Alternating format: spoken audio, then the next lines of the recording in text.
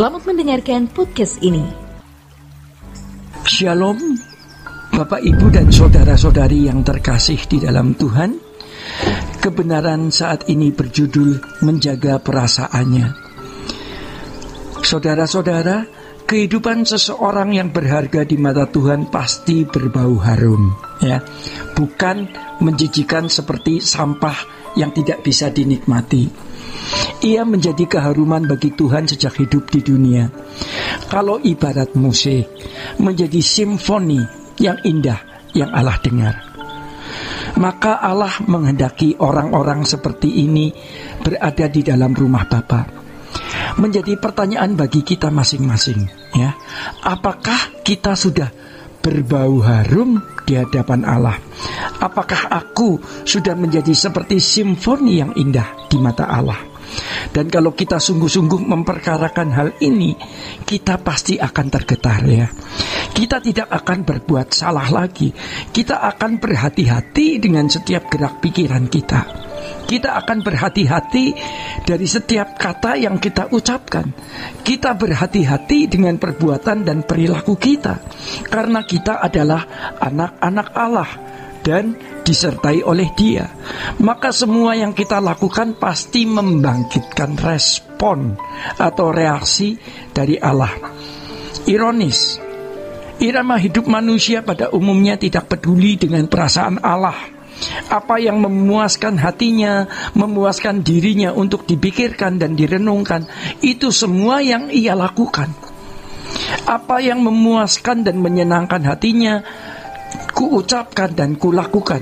Ini adalah sikap tidak menghormati Allah. Padahal firman Tuhan mengatakan, barang siapa menghormati aku, kuhormati.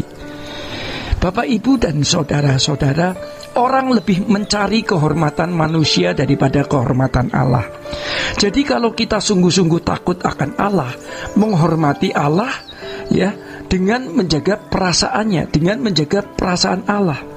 Firman Tuhan mengatakan, ku hormati Dia. Maka tidak heran kalau kematian orang yang dikasihi itu berharga, karena sejak di dunia dia menghormati Allah.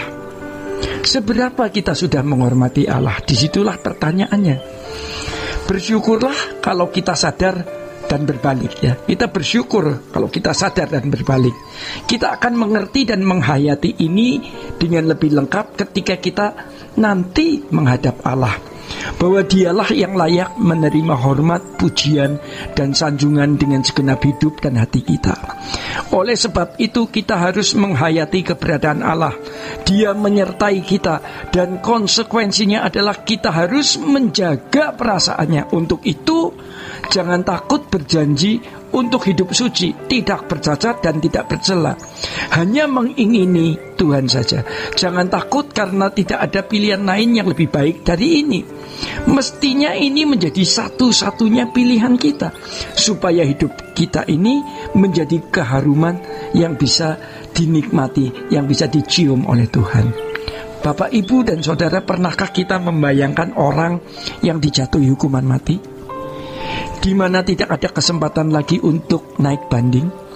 Orang tersebut pasti sangat menyesal dan berpikir, seandainya waktu itu saya berkata tidak, seandainya waktu bisa diputar kembali, saya akan menolak permintaan itu, tetapi sekarang sudah terlanjur. Seandainya waktu bisa diputar ke belakang dan dia menolak tawaran itu, maka masih ada di luar bersama dengan anak-anak dan bisa melihat cucu yang akan segera lahir, ya, melihat anak cucu yang akan segera lahir. Tetapi waktu tidak bisa diulang. Kalau hanya hukuman mati di dunia, semua orang juga akan mati.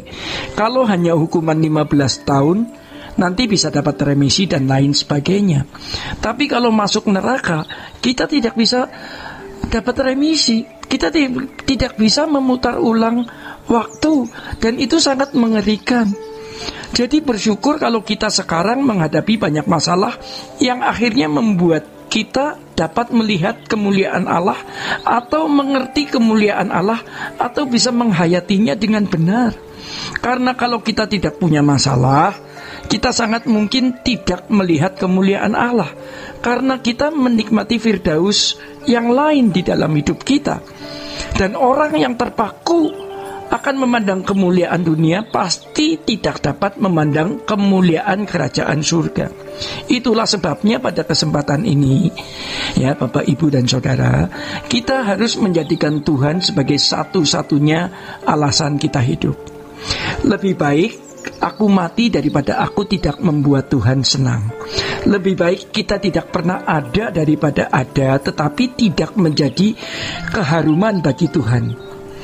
Kita akan memasuki waktu atau fase-fase kehidupan yang berbeda dari fase-fase hidup yang pernah kita jalani sebelumnya. Kita itu bisa mati setiap saat. Mazmur 73 mengingatkan kita bagaimana orang tulus dihajar Tuhan. Tetapi akhirnya dia bisa berkata, siapa gerangan ada padaku di surga? Selain engkau tidak ada yang kuingini di bumi. Kita masih punya kesempatan, tapi jangan lewatkan kesempatan itu. Jangan mendengar suara daging atau setan yang berkata, percuma, nanti kamu juga berdosa lagi, ya, yang membuat kita tidak berani mengambil komitmen, ya. Jangan memberi peluang iblis untuk berpangkal dalam pikiran dan hati kita. Seperti Simson yang sudah menjadi buta dan dipermalukan di depan banyak musuhnya. Di akhir hidupnya dia berkata, beri aku kesempatan satu kali ini saja. Dia mempertaruhkan hidupnya satu kali dan Tuhan mengabulkan permintaannya. Kekuatan Simson pulih, kekuatan Simson dikembalikan, bahkan lebih kuat dari sebelumnya. Hari ini mungkin merupakan kesempatan kita yang terakhir. Pikirkan itu dan jangan ceroboh. Bapak, Ibu, dan saudara-saudara, demikian kebenaran pada saat ini.